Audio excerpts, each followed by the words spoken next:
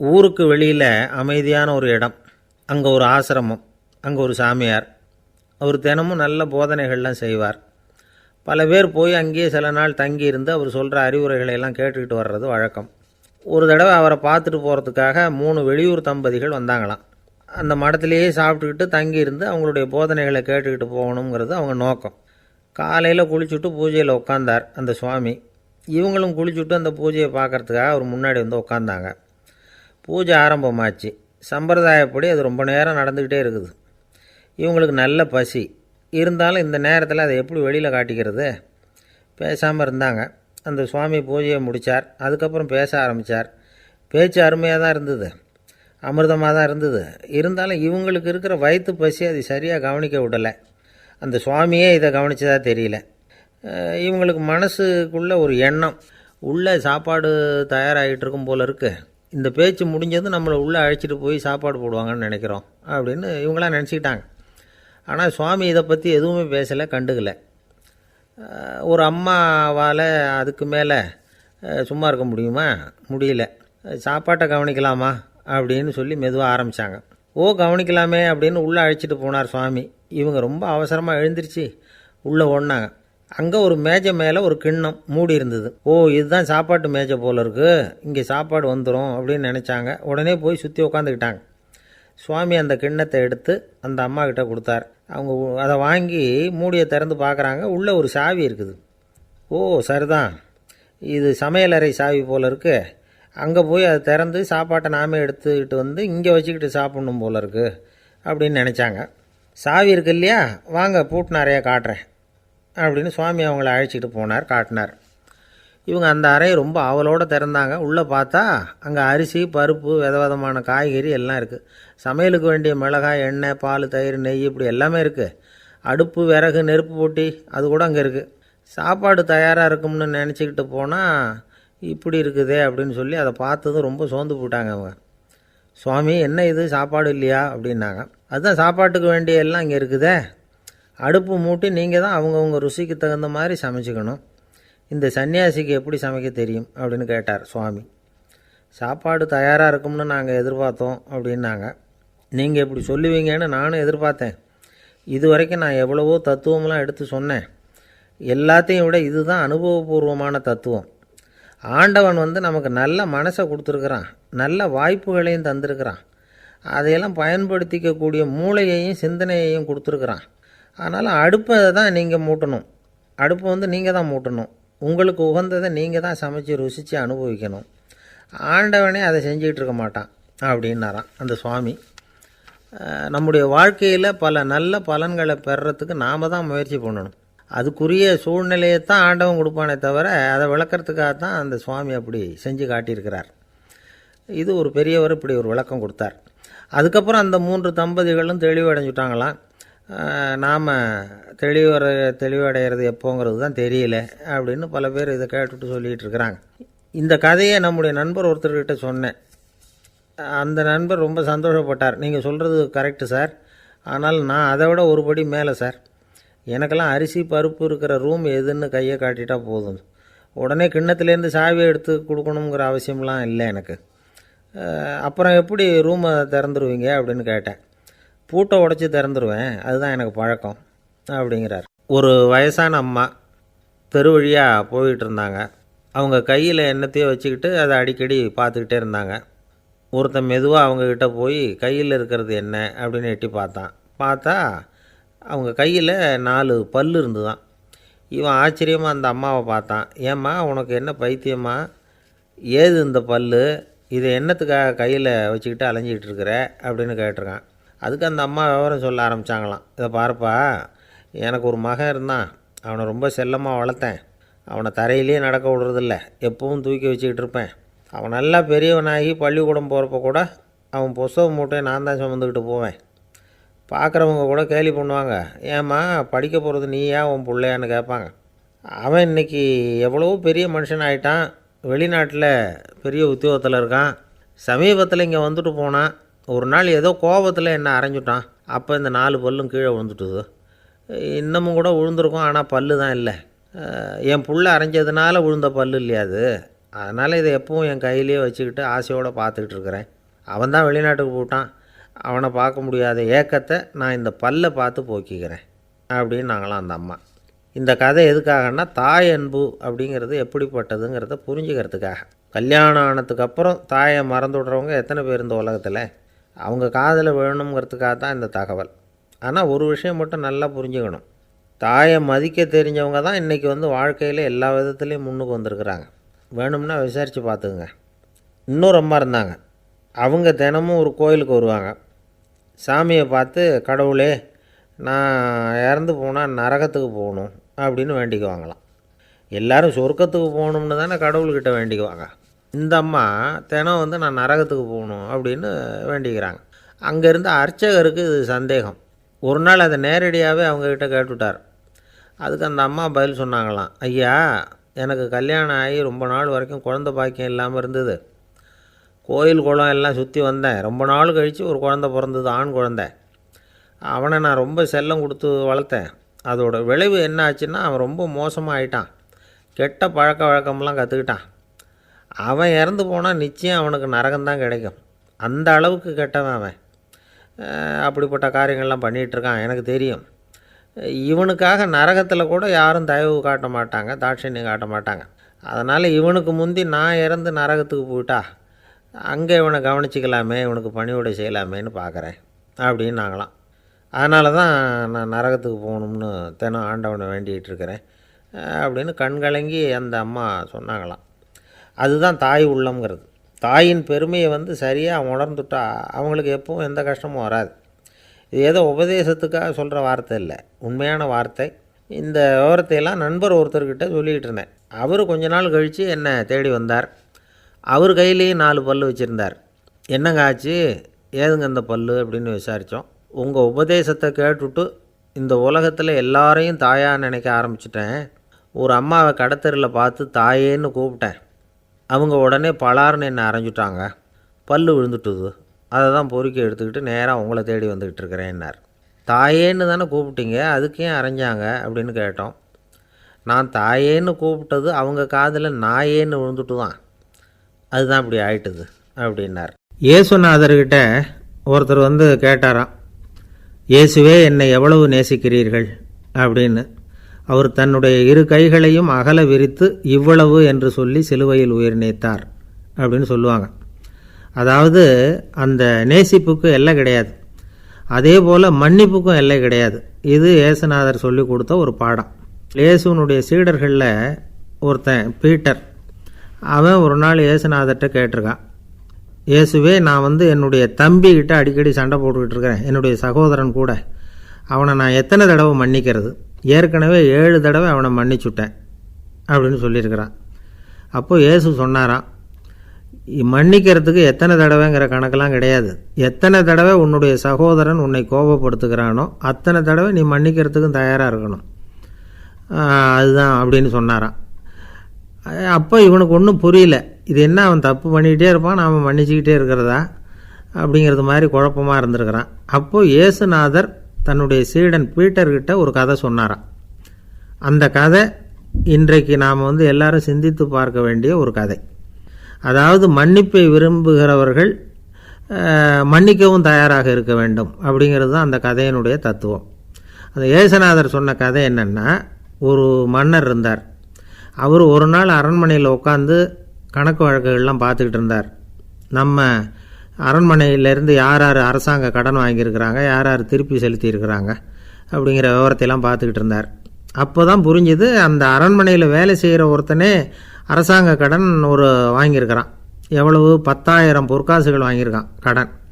இந்த 10,000 பொற்காசுகளை திருப்பி செலுத்தலை அரசாங்கத்துக்கு. இது மன்னர் கவனத்துக்கு வந்தது. உடனே நம்ம அரண்மனையில் இருக்கிறவனே அரசு கடன் வாங்கி திருப்பி செலுத்தாமல் இருக்கான், அவனை கூப்பிட்டு வாங்கன்னு சொல்லி கூப்பிட்டுட்டு வந்தாங்களாம். விசாரிச்சிருக்கிறாங்க, என்னப்பா நீ எவ்வளோ ஒன்று? ஆமாங்க 10,000 பொற்காசுகள் வாங்கியிருக்கிறேன், இன்னும் திருப்பி கட்டலைன்றிருக்கான். உடனே அவர் மன்னர் சொல்லியிருக்கிறார், நம்ம சட்டத்திட்டப்படி நீ உடனே பணத்தை திருப்பி கட்டிடு. அப்படி உன்னால் கட்ட முடியலன்னா உன்னுடைய வீடு வாசல் சொத்து சுகம் எல்லாத்தையும் விற்று அந்த பணத்தை அரசு கருவூலத்தில் சேர்த்துக்கிறதுக்கு நானே ஏற்பாடு பண்ணிடுறேன் அப்படின்னு அந்த மன்னர் சொன்னாராம். இவன் அப்படியே அதிர்ச்சி ஆகிட்டான், அப்படியே பொத்துன்னு காலில் விழுந்தானா. மன்னா என்னை மன்னிச்சுங்க, என்னால் முடியல, எனக்கு மன்னிப்பு கொடுங்க அப்படின்ட்டுருக்கான். உடனே அவர் எழுந்திரிச்சு, சரி நீ மன்னிப்பு கேட்டுவிட்ட, அதனால் உன்னை மன்னிக்கிறேன், நீ பணம் கட்ட வேண்டாம் அப்படின்னு சொல்லி அந்த மன்னர் அவனை விட்டுட்டாராம். பணத்தையும் தள்ளுபடி போட்டார், நீ திருப்பி கட்ட வேண்டான்னு. இவனுக்கு ரொம்ப மகிழ்ச்சி. அதனால் ரொம்ப உல்லாசமாக வந்துக்கிட்டு இருக்கிறான். தெருவில் வந்துக்கிட்டு இருக்கிறப்ப இவங்கிட்ட கடன் வாங்கின ஒருத்தன் எதுக்கு வந்துக்கிட்டு இருக்கான். அவன் இவங்கிட்ட ஒரு 100 பொற்காசுகள் கடன் வாங்கியிருக்கான். அவன் வந்தான், இவன் போய் அவன் சாட்டையாக பிடிச்சிக்கிட்டான், நீ எப்படா என் கடனை திருப்பி கொடுக்க போகிறேன்னு. அவன் இப்போ முடியல, கொஞ்சம் பொறுத்துக்கா, அப்புறம் தாரேன் இருக்கான். அதெல்லாம் முடியாது, நீ கொடுத்து தான் ஆகணும் அப்படின்னு இவன் புடிவமாக சொல்கிறான். இப்போ நிலைமையை பாருங்கள், இவன் ஏற்கனவே இவன் 10,000 பொற்காசுகள் அரசாங்கத்தில் கடன் வாங்கினா அதுக்கு மன்னிச்சு விட்டுட்டார் இவனை. ஆனால் இவன் இன்னொருத்தனை மன்னிக்கிறதுக்கு தயாராக இல்லை. இவங்கிட்ட கடன் வாங்கின இன்னொருத்தன் 10 பொற்காசுகள், அவனை மன்னிக்க தயாராக இல்லை. அவனை கொண்டு போய் நீதிமன்றத்தில் கொண்டு போய் நிறுத்தி தண்டனை வாங்கி கொடுத்துட்டான். நீதிபதி என்ன சொன்னார், அந்த இவன் வாங்கின பொற்காசுகளை திருப்பி கட்டுற வரைக்கும் ஜெயிலில் இருக்கணுங்கிறது தீர்ப்பு. ஆனால் உடனே அரசர் காதில் வந்து விழுந்தது. சொல்லிட்டாங்க, உங்ககிட்ட மன்னிப்பு வாங்கிட்டு போனானே ஒருத்தன், அவன் இன்னொருத்தனை மன்னிக்கிறதுக்கு தயாராக இல்லை, அவனை கொண்டு போய் ஜெயிலில் அடைச்சிட்டான் அப்படின்னு. உடனே மன்னர் பார்த்தார், இவனை மறுபடியும் கூப்பிட்டு வர சொன்னார். தபாரப்பா, நான் உன்னை மன்னிச்சு விட்டேன், ஆனால் நீ இன்னொருத்தனை மன்னிக்கிறதுக்கு தயாராக இல்லை, அதனால் என்னுடைய தீர்ப்பையும் மாற்றுறேன், நீயும் அரசு கடன் தீர்ற வரைக்கும் ஜெயிலில் தான் இருக்கணும் அப்படின்னு சொல்லி ஜெயிலுக்கு அனுப்பிச்சிட்டாராம். இப்படி ஒரு கதையை இயேசுநாதர் தன்னுடைய சீடருக்கு சொன்னதாக ஒரு வரலாறு. அது என்ன, அதிலேருந்து நாம் புரிந்து கொள்ள வேண்டியதுன்னா, நாம் மன்னிக்கப்படணும்னு நாம் விரும்புகிறோம்னா நாம் இன்னொருத்தரை மன்னிக்கிறதுக்கு தயாராக இருக்கணும். அதனால் நாம் இன்னொருத்தரை யாரையும் மன்னிக்க மாட்டோம், ஆனால் என்ன இன்னொருத்தர் மன்னிக்கணும் அப்படிங்கிறது மாதிரி செய்யக்கூடாதுன்னு சொல்லுவாங்க. அது மாதிரி நாம் இப்போ இது தப்பாக புரிஞ்சுக்கிறவங்களும் இருக்கிறாங்க. பாவம் மன்னிப்புங்கிறதுலாம் எதுக்குன்னா, அதாவது மறுபடியும் பாவம் செய்யாமல் இருக்கிறதுக்காக தான். அதான் மன்னிக்கிறாரே அப்படிங்கிறதுக்காக மறுபடியும் பாவம் பண்ணிகிட்டு இருக்கிறது இல்லை. அதான் ஒருத்தர் கேட்டாராம், பாவத்திலேருந்து மன்னிப்பு கிடைக்கணும்னா நீ என்ன செய்யணும் அப்படின்னு கேட்டிருக்கார். அதுக்கு அவன் சொல்லியிருக்கிறான், நான் முதல்ல பாவம் செய்யணும், அப்போ தான் நான் மன்னிப்பு கிடைக்கும் அப்படின்னு நானா. இப்படிப்பட்டவர்கள் தான் இன்றைக்கி உலகத்தில் அதிகமாக இருக்கிறாங்க. அதனால் இந்த மன்னிப்பின் மகத்துவங்கிறது இயேசுநாதர்கிட்டேருந்து தான் நாம் புரிஞ்சுக்கணும். அந்த இயேசு சொன்ன அந்த மன்னிக்கிற மனோபாவம் இருந்தால் இன்றைக்கி உலகம் பூராவும் அமைதி பூங்காவாக இருக்கும். அதில் ஒன்றும் ஆச்சரியமே இல்லை, அதில் ஒன்றும் சந்தேகமும் இல்லை. அதனால் மன்னிக்கிற மனோபாவத்தை நாம் எல்லாரும் நமக்குள்ளே வளர்த்து கொள்ள வேண்டும் அப்படிங்கிறது தான் நாம் இன்றைக்கு எல்லோரும் சிந்தித்து பார்க்க வேண்டிய ஒரு செய்தி. ஒருத்தர் ரொம்பவும் மகிழ்ச்சியாக வந்துக்கிட்டு இருந்தார். என்ன விஷயம்னு விசாரித்தேன். நான் தோற்று போயிட்டேன், அதுதான் மனசுக்கு மகிழ்ச்சியாக இருக்குது அப்படின்னார். எனக்கு இது ரொம்ப ஆச்சரியமாக போச்சு. இந்த உலகத்தில் தோற்று போகிறவங்க யாரும் மகிழ்ச்சியாக இருக்கிறதில்ல. அப்படி இருக்கிறப்ப இவர் இப்படி சொல்கிறாரே, எங்கே தோற்று போனீங்கன்னு கேட்டேன். அதுக்கப்புறம் தான் அவர் விவரமாக சொன்னார். என்னோடய 5 வயசு குழந்தையோடு நான் விளையாடிக்கிட்டு இருந்தேன்.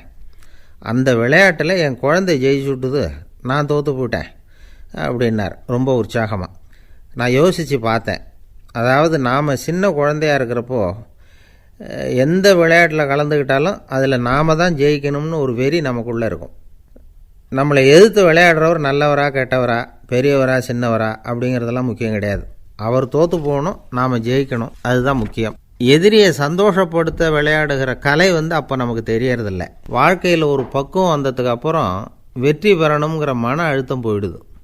போட்டியில் ஜெயிக்கணுங்கிறத விட குழந்தையை சந்தோஷப்படுத்தணுங்கிறது முக்கியமாக போச்சு. ஜெயிக்கணுங்கிற வெறி ஓடி போட்டுது.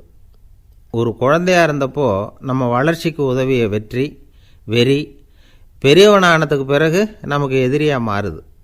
அதை சரியான சமயத்தில் நாம் புரிஞ்சுக்கிட்டோம்னா போதும், நாம் பொழைச்சிக்கலாம். ஒவ்வொரு மனுஷனுமே வாழ்க்கையோட அடுத்த கட்ட வளர்ச்சியில் அடி எடுத்து வைக்கிற நேரத்தில் தன்கிட்ட இருந்து ஏதோ ஒரு குணத்தை அல்லது தன் குணம் இருந்த ஏதோ ஒரு உறவை நாம் இழக்கத்தான் வேண்டியிருக்குது. ஒரு கட்டம் வரைக்கும் உதவியாக இருந்த குணம் அடுத்த கட்டத்துக்கு தடையாக கூட மாறிடலாம். இந்த பரிமாண மாற்றத்துக்கு உள்ளாகிற ஒவ்வொருத்தரும் பிரத்யட்சமாக இதை உணர்றாங்க. ஆனால் பல பேர் எப்படின்னா, பழசை திறந்துவிட்டு புதிய கொள்கைகளை உருவாக்கிக்கிறதுக்கு இஷ்டம் இல்லாமல் இருந்துவிடுறாங்க, அல்லது அப்படி செய்ய முடியாமல் தவிக்கிறாங்க. இதையெல்லாம் மீறி அந்த பழசை திறந்துவிட்டா அதை இழந்ததால் உண்டாகிற மன அழுத்தம் சில காலத்துக்கு வருத்திக்கிட்டு தான் இருக்கும், வேறு வழி இல்லை. ஆரோக்கியமான ஒரு முன்னேற்றத்துக்காக அந்த மன அழுத்தத்தை தாங்கிக்கத்தான் வேணும் அப்படிங்கிறாரு அந்த உலக புகழ்பெற்ற மேதை ஒருத்தர், இந்த ஸ்காட் பெக் அப்படிங்கிறவர். பிறந்த நாள் முதல் இதுதான் சரி அப்படின்னு கற்பிக்கப்பட்டு வந்த ஒவ்வொரு தத்துவத்தையும் தங்களுடைய வளர்ச்சிக்கு தகுந்த மாதிரி மாற்றி அர்த்தப்படுத்தி கொள்ள முடியாமல் வாழ்க்கை சூழலில் அப்படியே அரைப்பட்டு தூளாகிறவர்கள் தான் ரொம்ப தவிக்கிறாங்களாம். இதுதான் அவருடைய கருத்து. பெரும்பாலும் மனிதர்களுடைய நடுத்தர வயசில், அதாவது 30 தாண்டுகிற சமயத்தில் தான் இந்த தவிப்பு உண்டாகுதான். இதை தான் மேற்கத்திய நாடுகளில் அடிக்கடி மிட் லைஃப் கிரைசிஸ் அப்படின்னு சொல்கிறாங்க. அப்பப்போ பழசையெல்லாம் தொலைச்சி விட்டு புதுசாக பிறக்கிறதுக்கு கற்றுக்கணும். ஒவ்வொரு நிமிஷத்தையும் அந்த நிமிஷத்துக்கு ஏற்ற சித்தாந்தம் கொண்டவர்களாக சந்திப்போம் அப்படிங்கிறார் அந்த உளவியல் நிபுணர். இப்படி பழகிக்கிட்டால் வாழ்க்கை இன்பமயம், இல்லைன்னா தவிப்பு மயம்தான். பழசை தொலைக்க முடியாதவர்களில் எத்தனையோ பேர் உண்டு, எத்தனையோ ரகம் உண்டு. அதில் வேடிக்கையான நண்பர்களும் உண்டு. ஒருத்தர் நண்பர் வீட்டுக்கு போனார். அவர் ஏதோ இனிப்பு பலகாரம் கொடுத்து சாப்பிட சொல்லியிருக்கிறாங்க அவங்க வீட்டில். இவர் சாப்பிட்டு பார்த்துட்டு சொன்னாராம், சார் 6 மாதத்துக்கு முன்னாடி ஒரு தடவை இங்கே வந்தேன், அப்போது ஒரு இனிப்பு பலகாரம் கொடுத்தீங்க, அது இதை விட நல்லா இருந்தது சார் அப்படின்னாராம். அப்போ செஞ்ச அதே இனிப்பு பலகாரம் தான் சார் இதுவும் அப்படின்னாராம் அவர். ஒரு நாள் ஒரு தகப்பனார் தன்னுடைய பிள்ளையை அழைச்சிட்டு வந்தார். சார், இவன் சரியாக படிக்க மாட்டேங்கிறான், பெரியவங்களை மதிக்க மாட்டேங்கிறான், நீங்கள் கொஞ்ச நாள் இவனுக்கு குருவாக இருந்து நல்ல விஷயங்களை சொல்லி கொடுத்தா தேவையில்லைன்னார். பெரியவங்களையும் மதிக்காதவன் எப்படி என்ன மதிக்க போகிறான் அப்படிங்கிறது நமக்கு யோசனை வரும் இல்லையா? வேணாங்க, என்னை விட்டுருங்க அப்படின்னோம். அவர் விட மாட்டேன்னு விட்டார். இல்லைன்னா அவரே சிஷ்யன் ஆகிடுவார் போல இருந்தது. சரி, வேறு வழி இல்லாமல் அந்த பையனையே என்னுடைய சீடை நான் ஏற்றுக்கிட்டு உபதேசமெல்லாம் பண்ண ஆரம்பித்தோம். அதாவது குரு பக்தின்னா அது எப்படி இருக்கணுங்கிறத பற்றி சொல்லி கொடுத்தோம் அவனுக்கு. சதமகர் அப்படின்னு ஒரு குரு இருந்தார். அவருக்கு ஒரு சீடர். அவன் பேர் துளசி சைதன்யன், நைஷ்டிக பிரம்மச்சாரி. தன்னுடைய குருவுக்கு எந்த நேரத்தில் எது தேவைங்கிறத புரிஞ்சுக்கிட்டு சேவை செய்கிறவன். ஆனால் இவனை பற்றி மற்ற சீடர்களுக்கு பொறாமை வந்துட்டுது. இவன் மட்டும் இப்படி இருக்கானேன்னு உடனே குருக்கிட்ட போய் கோல் மூட்டினாங்க. அவன் சரியில்லை, அவன் நடந்துக்கிறது சரியில்லை, அப்படி இப்படின்னு எதையாவது சொல்லி. இருந்தாலும் இதையெல்லாம் அந்த குரு நம்பலை. அவருக்கு தெரியும் யார் யார் எப்படின்னு. துளசி சைதன்யன் பெருமையை மற்ற சீடர்களுக்கு உணர்த்தணும் அப்படின்னு நினச்சார். அதுக்கு ஒரு வழி பண்ணார். ஒரு நாள் சீடர்களை எல்லாம் கூப்பிட்டுக்கிட்டு ஒரு காட்டு வழியாக போய்கிட்டு இருந்தார். அங்கே ஒரு பெரிய மலை அருவி கொட்டிக்கிட்டு இருந்தது. குரு சீடர்கள் பக்கம் திரும்பினார். இந்த மலையின் மேலே இருந்து அந்த படுபாதாளத்தில் குதிக்கிறதுக்கு உங்களில் யார் தயார் அப்படின்னு கேட்டார். ஒரு சீடனும் ஆய திறக்கலை, ஒதுங்கி நின்றுக்கிட்டாங்க. பின்னாடி மூட்டை முடிச்சோடு வந்துக்கிட்டு இருந்தான் துளசி சைதன்யன். அவனை பார்த்தார். தப்பாருப்பா, நீ மேலே இருந்து அந்த அருவியில் குதி அப்படின்னார். அப்படியே செய்கிறேன் சுவாமின்னா ஓடி போய் பொத்துன்னு குதிச்சுட்டான். அடுத்த கணமே குருநாதர் தன்னுடைய யோக சக்தியால் பறந்து போய் அவன் கீழே விழுந்துடாமல் தாங்கி பிடிச்சி கொண்டுக்கிட்டு வந்துட்டார். மற்ற சீடர்களுக்கெல்லாம் ஒரு மாதிரி ஆயிட்டுது. அடுத்தபடியாக என்ன பண்ணலாம்னு யோசித்தாங்க இவனை மாட்டி விடுறதுக்கு. ஒரு நாள் வெத்தலை அடிக்கிற ஒரு சின்ன உரலையும் உலக்கையையும் எடுத்து ஒளிய வச்சுட்டாங்க. சதமகர் சன்னியாசி இல்லை, அவர் வெத்தலை போடுவார். பல்லு சரியில்லை, அதனால் இடித்து தான் வெத்தலையை போடணும். திடீர்னு வெத்தலை பாக்கு கேட்டார். வழக்கமாக உரலில் இடித்து தர்றது தான் துளசியின் பழக்கம். உரலை தேடினா கிடைக்கல, என்ன பண்ணுறது? குரு கேட்டுவிட்டாரே, குரு சேவை தானே முக்கியம். என்ன பண்ணால் வெத்தலை பாக்க தன்னுடைய வாயில் போட்டு முன்னு அதை எடுத்து அவர்கிட்ட கொடுத்துட்டான். குரு எதையோ படிச்சுக்கிட்டே அதை வாங்கி வாயில் போட்டுக்கிட்டார். துளசி இன்றைக்கி தாம்பூலம் நல்லா இடிக்கப்பட்டிருக்கு, ருசியாக வேறு இருக்குது, அதை இடித்த பாத்திரத்தை என் கண்ணால் பார்க்கணும்னு ஆசையாக இருக்குன்னு விட்டார். அதை மட்டும் அனுப்பி போய் நீ வர வேண்டான்னு வேற சொல்லிவிட்டார். இதை கேட்டதும் துளசி தவிச்சு போயிட்டான். இவன் போகாமல் எப்படி வாயை மட்டும் அனுப்பி வைக்க முடியும்? இவன் தவிக்கிறத பார்த்ததும் மற்ற சீடர்களுக்கெல்லாம் மனசுக்குள்ளே ரொம்ப சந்தோஷம். துளசி கொஞ்சமும் யோசிக்கலை. வாழை எடுத்தான், தன்னுடைய தலையவே அப்படியே அறுத்து வெட்டி எடுத்தான். இன்னொரு சீடங்கிட்ட கொடுத்துட்டான், எடுத்துகிட்டு போன்னு சொல்லி. கொண்டுகிட்டு போய் குரு முன்னாடி வைக்கிறாங்க. அந்த தலையில் வாய் திறந்துருக்கு, வெத்தலை போட்டு முன்னு இருந்தது, தெரிஞ்சு போச்சு, சிவப்பாக இருந்தது. அவனுடைய குரு பக்தியை இப்போ எல்லாரும் ஒத்துக்கிட்டாங்க. அதுக்கப்புறம் குரு சதமகர் தன்னுடைய அற்புத திறமையினால் அந்த தலையை மறுபடியும் ஒட்ட வச்சுட்டார். துளசிக்கு உயிர் வந்துட்டுது.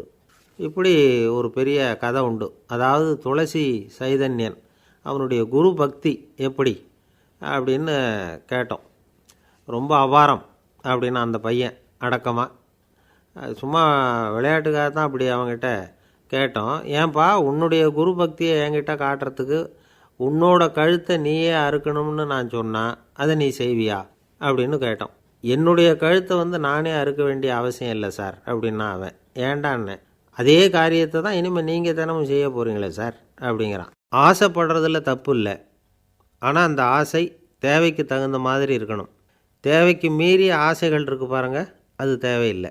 இந்த கருத்தை வலியுறுத்தது மாதிரி ஒரு கதை உண்டு. தேவேந்திரனுக்கு திடீர்னு வீடு கட்டணும்னு ஒரு ஆசை வந்து தான். வீடுன்னா நாம் கட்டுற மாதிரி இல்லை. தேவேந்திரன் வீடுன்னா சும்மாவா, ஒரு பிரம்மாண்டமான அரண்மனை கட்டணும். அது மாதிரி இந்த 3 லோகத்துலேயும் ஒரு அரண்மனை கிடையாது அப்படின்னு எல்லாரும் சொல்லணும். இது அவனோட ஆசை. உடனே தேவ தச்சரான விஸ்வகர்மாவை கூப்பிட்டான், உத்தரவு போட்டான். விஸ்வகர்மா தன்னுடைய உதவியாளர்களை எல்லாம் கூப்பிட்டு ஒன்றா சேர்த்துக்கிட்டார். படாத பாடுபட்டு ஒரு பெரிய அரண்மனையை கட்டி முடித்தார். கட்டி முடிக்க 1000 வருஷம் ஆச்சு. தேவேந்திரன் வந்து பார்க்குறான். அவனுக்கு திருப்தி ஏற்படலை. என்னுடைய அந்தஸ்துக்கு இது ரொம்ப சாதாரணமான கட்டிடம், இதை விட இன்னும் பெருசாக கட்டு அப்படின்னா. தேவ தச்சர் திணறி போயிட்டார். அவரால் அதுக்கு மேலே எதுவும் செய்ய முடியல. என்ன பண்ணுறதுன்னு யோசனை பண்ணார். நேராக நாரதர் காலில் போய் விழுந்தார். நீங்கள் தான் என்னை இந்த பிரச்சனையிலேருந்து காப்பாற்றணும்னார். நாரதர் யோசனை பண்ணார். சரி கவலைப்படாதேன்னார். நேராக இந்திரன்கிட்ட போனார்.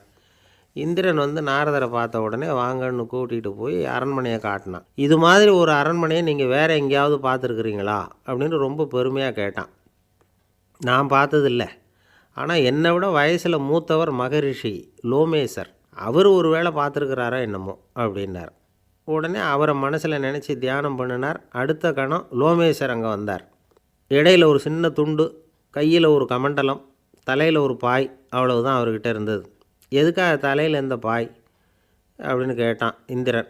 என்ன மாதிரி அற்ப ஆயுள் உள்ள ஒரு ஜீவன் தனியாக வீடு கட்டிக்கிட்டு திண்டாடணுமா? இந்த பாய் தான் ஒரு வீடு மாதிரி எனக்கு நிழல் கொடுக்குது அப்படின்னார் அவர். என்னது, உங்களுக்கு வந்து அவ்வளவு கொஞ்சமான ஆயுளா அப்படின்னு ஆச்சரியத்தோடு கேட்டான் இந்திரன். ஆமாம், இதை பாரு, என்னுடைய மார்பில் ஒரு பொற்காசு அளவுக்கு ரோமம் உதிர்ந்துட்டுது. எப்போ என் உடம்புல உள்ள எல்லா ரோமமும் உதிர்ந்துருமோ அப்போ என்னுடைய ஆயுள் முடியும் அப்படின்னார். எப்போ அந்த ரோமங்கள் பூரா உதிரும்னு கேட்டான் இவன்.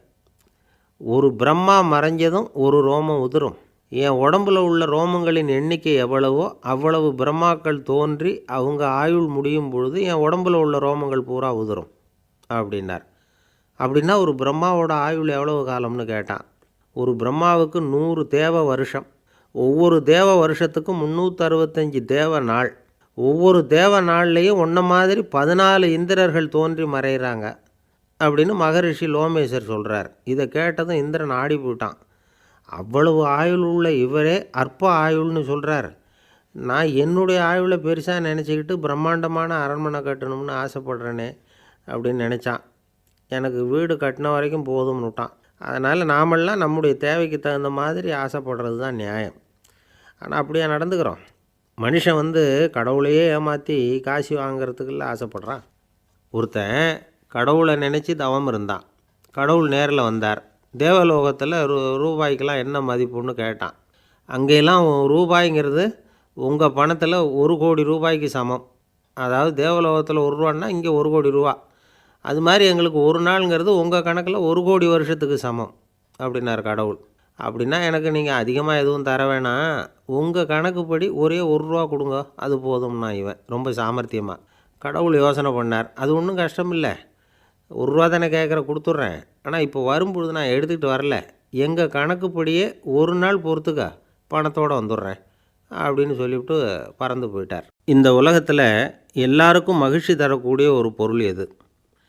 இது ஒரு முக்கியமான கேள்வி. இந்த கேள்விக்கு பொருத்தமான ஒரு பதிலை உங்களால் சொல்ல முடியுமா? அதாவது கொஞ்சம் யோசித்து பார்த்தா பணம்னு சொல்லலாமா? இப்போ கையில் காசு இல்லாதவங்ககிட்ட ஒரு 10 ரூபாயை கொடுத்தா அது அவனுக்கு சந்தோஷத்தை கொடுக்கும். ஏற்கனவே வருமான வரி பிரச்சனையில் சிக்கி இருக்கிறவர்கிட்ட இன்னும் கொஞ்சம் பணம் இந்தாங்கன்னு சொல்லி கொடுத்தோம்னா அது வந்து அவருக்கு சங்கடத்தை தான் கொடுக்கும். அதனால் அந்த கேள்விக்கு பணங்கிறது பொருத்தமான பதிலாக இருக்க முடியாது. கேள்வி என்னென்னா, இந்த உலகத்தில் எல்லாருக்கும் மகிழ்ச்சி தரக்கூடிய ஒரு பொருள் எது? சரி, இனிப்புன்னு சொல்லலாமா? ஏன்னா எல்லாருக்கும் இனிக்க தானே செய்யும். அதுலேயும் ஒரு சிக்கல் இருக்குது. சர்க்கரை வியாதிக்காரங்களுக்கு அது என்ன சந்தோஷத்தையாக கொடுக்கும்? ஆக எல்லாருக்கும் வேறுபாடு எதுவும் இல்லாமல் மகிழ்ச்சியை கொடுக்கக்கூடியது வேறு ஏதோ ஒன்று இருக்குது. அது என்னன்னு கண்டுபிடிக்கணும்.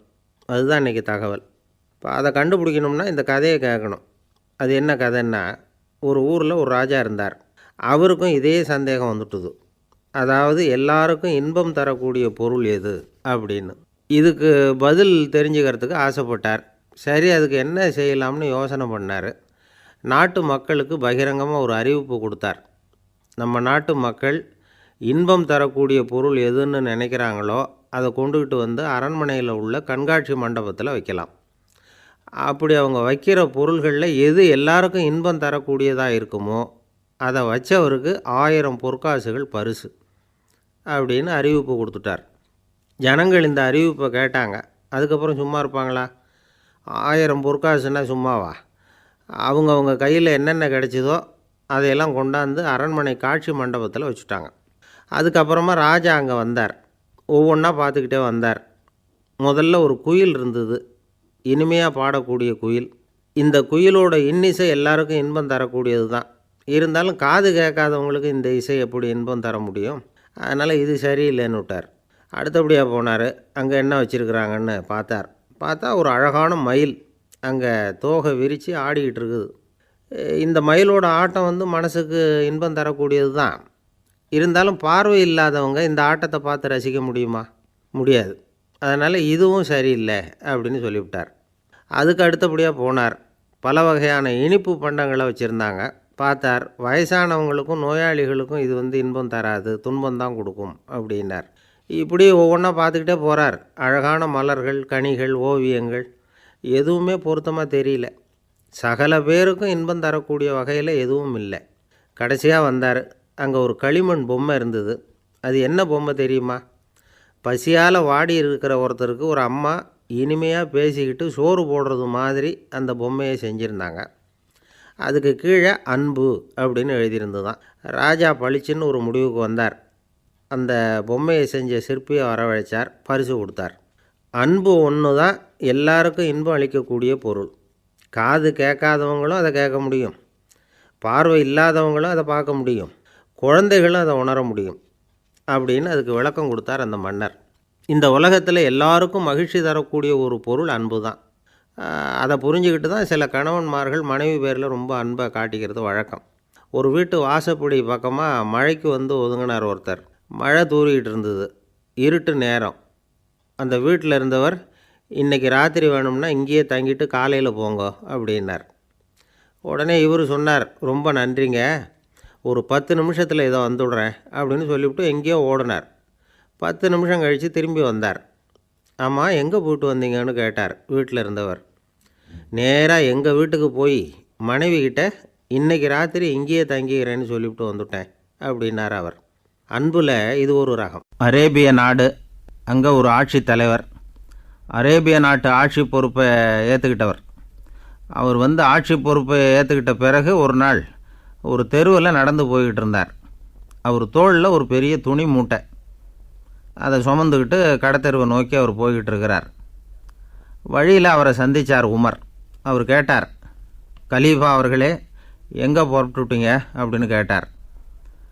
கலீஃபான்னா ஆட்சி தலைவர்னு அர்த்தம். இதுக்கு அவர் சொன்னார், நான் துணி வணிகம் செய்கிறவன், அதனால் துணி வியாபாரம் செய்கிறதுக்காக போயிட்டுருக்கிறேன்னார்.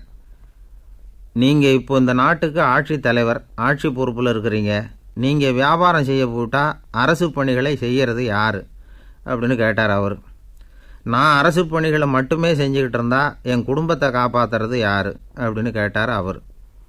இப்படி கேட்டவர் யார் தெரியுமா? அவர் தான் அபூபக்கர், இறை தூதர் முகமது அவர்களுக்கு பிறகு கலீஃபாவாக தேர்ந்தெடுக்கப்பட்டவர். அப்போலாம் ஆட்சி தலைவர்களுக்கு சம்பளம்னு எதுவும் கிடையாது.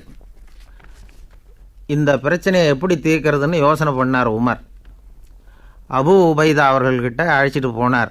அவர் யாருன்னா, அவர் தான் பொது நிதி கருவூலத்தின் பொறுப்பாளர். அவர்கிட்ட பிரச்சனையை சொன்னார். இது மாதிரி ஆட்சி தலைவருக்கு பொது நிதியிலிருந்து ஊதியம் அளிக்க முடியுமான்னு கேட்டார்.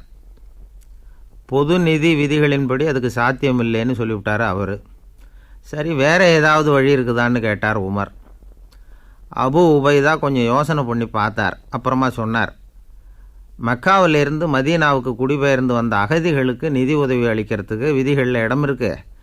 அப்படி பார்த்தா அபூபக்கரும் அகதி தானே, அதனால் எல்லா அகதிகளுக்கும் கொடுக்கறது மாதிரியே அவருக்கும் ஒரு தொகை அளிக்கலாம்னார். கலீஃபா அபூபக்கருக்கு இந்த அகதி உதவி தொகையைத்தான் கொடுத்துட்டு வந்தாங்களாம்.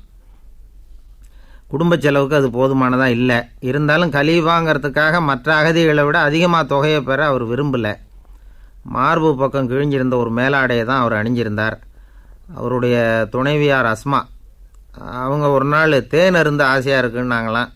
நமக்கு கிடைக்கிற ஊதியம் குடும்ப செலவுக்கே போதுமானதா இல்லையே, இந்த நிலையில் தேன் வாங்கிறதுக்கு காசுக்கு நான் எங்கே போவேன்ருக்கார் அவர்.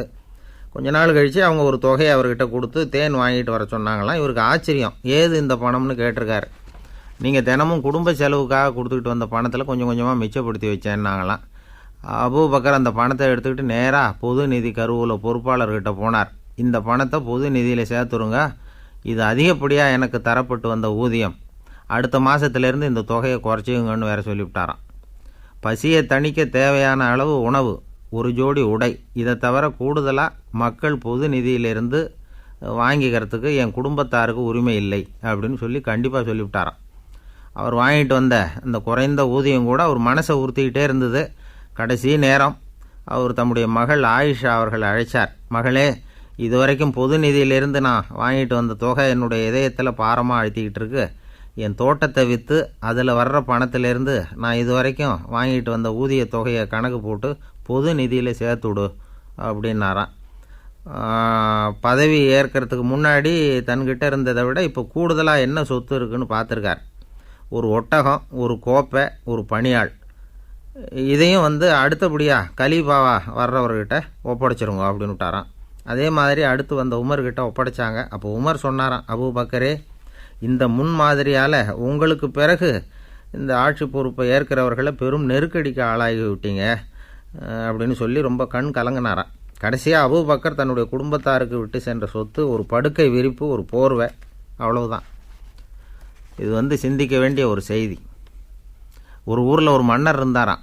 அமைச்சர் அவர்கிட்ட சொன்னாராம், மன்னா, நம்ம ராஜ்யத்தில் இனிமே லஞ்ச ஊழலே இருக்காதுன்னாராம். ஆஹா, அப்படின்னா ஊழல் பேர் வழிகளையெல்லாம் நாடு கடத்தியாச்சா அப்படின்னு கேட்டிருக்காரு மன்னர். இதுக்கு அவர், அப்படி இல்லைங்க, இனிமேல் கொடுக்கறதுக்கு ஜனங்கள்கிட்ட பணமே இல்லை அப்படின்னாராம்.